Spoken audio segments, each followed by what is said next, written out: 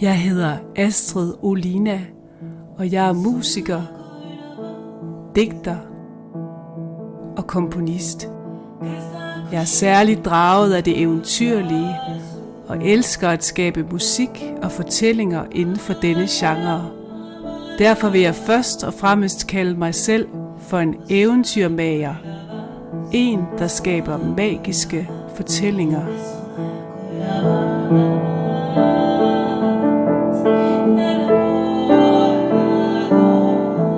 Jeg henter megen inspiration fra naturen, bøger, film, musik og billedkunst.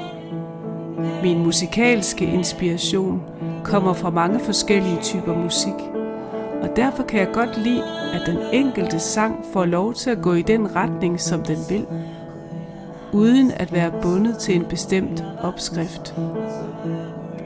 Følg med i mine projekter på min hjemmeside astridolina.dk og på mine profiler på YouTube, Facebook og Instagram.